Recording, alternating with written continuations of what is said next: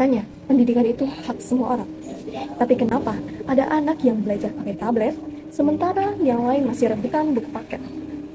Kenapa ada sekolah yang biaya masuknya aja setara dengan harga mobil, sementara ada sekolah yang bahkan kursi patah aja belum terganti? Katanya semua anak punya kesempatan yang sama. Tapi kenapa jalannya berbeda sejak awal? Yang satu mulai dari garis depan, yang satu lagi bahkan belum sampai ke garis start. Lalu muncul pertanyaan-pertanyaan. Apakah sekolah hari ini masih jadi tempat belajar? Atau perlahan berubah jadi tempat yang menunjukkan siapa yang mampu membayar? Halo semuanya, perkenalkan nama saya Felicity Fatul Zahra dengan NIM 14056255095 dari Pendidikan Sosiologi 2025. Dan di video kali ini saya akan membahas tentang sekolah bergengsi masa depan terjamin, menimbang ketimpangan negeri dan swasta dalam pendidikan. Karena di tengah masyarakat sekarang, pendidikan itu bukan cuma soal belajar doang, tapi juga mulai berkaitan teman-teman dengan status sosial, lalu juga akses dan juga kesempatan belajar setiap peserta didik. Lalu, sebenarnya apakah sekolah bergengsi itu benar-benar menjamin masa depan? Atau justru sistem pendidikan kita masih menyisakan ketimpangan yang nyata? Mari kita saksikan videonya. Nah, teman-teman, coba deh teman-teman perhatiin. Sekarang, kalau orang-orang ngomongin soal sekolah, yang dibahas apa? Sering dibahas bukan cuma belajarnya aja, tapi nama sekolahnya. Misalnya, oh sekolahnya di lab school ya, oh sekolahnya di UPH ya, kuliahnya di BINUS ya, anaknya sekolahnya internasional, wah Cambridge, wah IB, sekolahnya elit, fasilitasnya bagus, dan entah kenapa, makin mahal sekolahnya, makin dianggap keren, kayak wah keren banget, hebat banget, pasti anaknya pintar. akhirnya muncul nih pola pikir kalau sekolahnya bergengsi, masa depannya pasti aman. Tanpa sadar, sekolah sekarang berubah fungsi. Bukan cuma tempat menuntut ilmu, tapi juga simbol status sosial. Bahkan ada orang tua yang rela mengeluarkan biaya yang sangat besar demi nama sekolah. Karena di masyarakat kita, nama sekolah sering dianggap penentu kualitas anak. Padahal seragam mahal tidak otomatis bikin semua murid hebat. Dan sekolah sederhana juga tidak berarti muridnya tidak punya masa depan. Kalau bicara soal ketimpangan, yang paling terlihat tentu fasilitas. Di beberapa sekolah swasta elit, kelas nyaman, AC, lab lengkap, akses teknologi, guru asing, bahkan program luar negeri. Sementara di beberapa sekolah negeri masih ada ruang kelas rusak, jumlah murid terlalu padat, dan fasilitas belajar yang terbatas. Menurut data Kemendikbud, masih banyak sekolah di Indonesia yang mengalami kerusakan ruang kelas. Padahal, emangnya semudah itu? Kan enggak.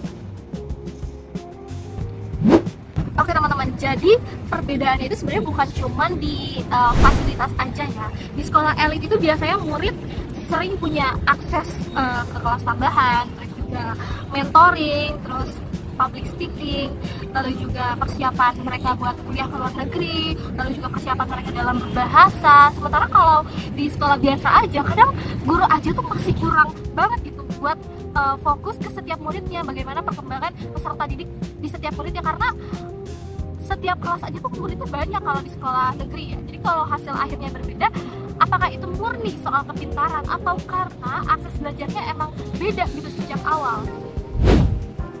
Dan daripada cuma dengar dari sudut pandang saya aja, saya juga mau coba nanya langsung nih sama teman saya tentang gimana sih sebenarnya pandangan mereka soal sekolah negeri dan juga sekolah swasta. Mari kita lihat videonya.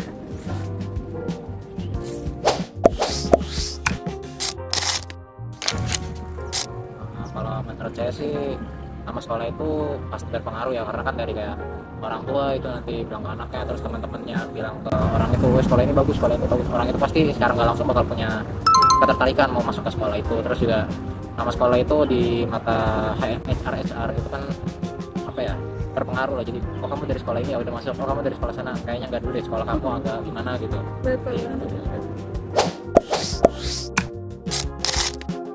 Jadi saya pasti bakal milih sekolah yang biasa aja ya, karena di bisnis ekonomi kan kita harus hemat budget juga. Bis era ya. Iya, harus hemat budget juga. Nah, jadi sekolah yang biasa aja itu nggak masalah, asalkan kita benar-benar kompeten antara satu sama lain, antara pengajar dan yang diajar itu harus sama-sama kompeten. Jadi supaya nggak terjadi supaya nggak terjadi gurunya serius tapi muridnya bercanda, atau muridnya serius gurunya bercanda. Jadi harus ada kerjasama, harus sama-sama kompeten. Terus juga contek-contekan itu bisa bikin nggak kompeten itu.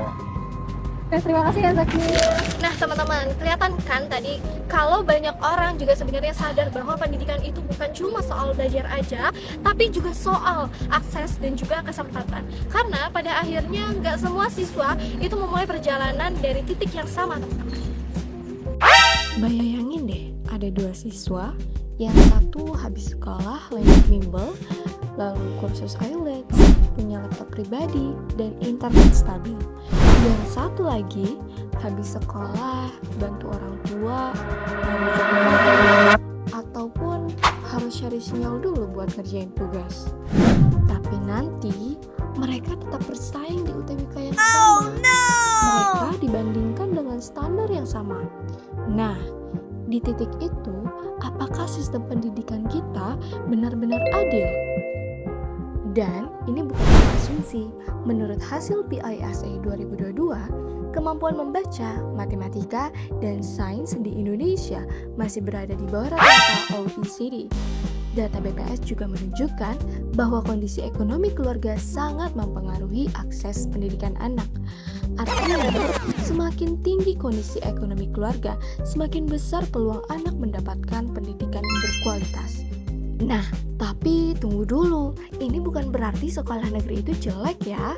Karena faktanya, banyak sekolah negeri yang justru jadi sekolah yang paling kompetitif di Indonesia.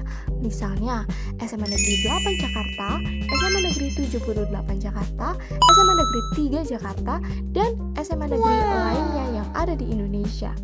Mereka membuktikan kalau kualitas siswa itu nggak cuma ditentukan dari mahalnya sekolah, budaya belajar, lingkungan yang kompetitif, dan kualitas guru tetap punya pengaruh besar. Oke teman-teman, dan ada satu hal lagi yang jarang banget dibahas sama masyarakat, yaitu terkait dengan tekanan sosial. Jadi sekarang itu banyak banget siswa yang ngerasa minder kalau nggak sekolah di sekolah favorit, atau nggak sekolah di tempat yang mahal. Jadi seolah-olah nilai seseorang itu ditentukan dari nama sekolahnya. Padahal setiap anak itu punya proses perkembangannya yang beda-beda gitu. Setiap individu punya perkembangan yang berbeda-beda. Masalahnya masyarakat kita itu kadang terlalu sibuk teman-teman buat ngelihat label sekolah sampai mereka tuh lupa gitu ngelihat kemampuan asli dari anaknya itu sendiri. Lalu muncul pertanyaan lain nih, kalau pendidikan bagus hanya bisa diakses sebagian orang, apakah pendidikan itu masih menjadi hak seseorang atau perlahan berubah menjadi privilege? Karena makin kesini pendidikan berkualitas itu terasa semakin mahal, dan akhirnya kesempatan juga ikut terasa mahal. Jadi apakah sekolah bergengsi itu sebenarnya menjamin masa depan seseorang? Jawabannya itu tidak sepenuhnya ya teman-teman. Jadi uang emang sebenarnya bisa sih ngebeli fasilitas, terus juga akses dan juga peluang yang emang lebih besar. Tapi uang itu nggak bisa ngebeli mental, terus juga konsistensi dan juga kemauan untuk belajar.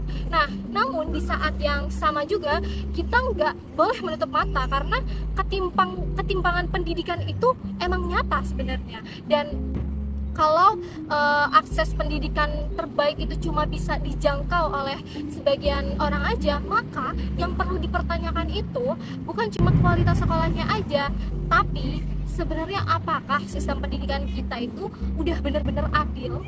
Itu adalah pertanyaan yang harus kita lontarkan kepada pemerintah. Kalau menurut kalian, lebih penting nama sekolahnya atau kesempatan belajarnya? Boleh dibalas di kolom komentar. Dah semuanya, terima kasih yang sudah menonton video saya hari ini. Terima kasih teman-teman yang sudah menyimak video saya terkait dengan ketimpangan yang ada di sekolah negeri dan juga sekolah swasta. Sampai jumpa lagi, bye.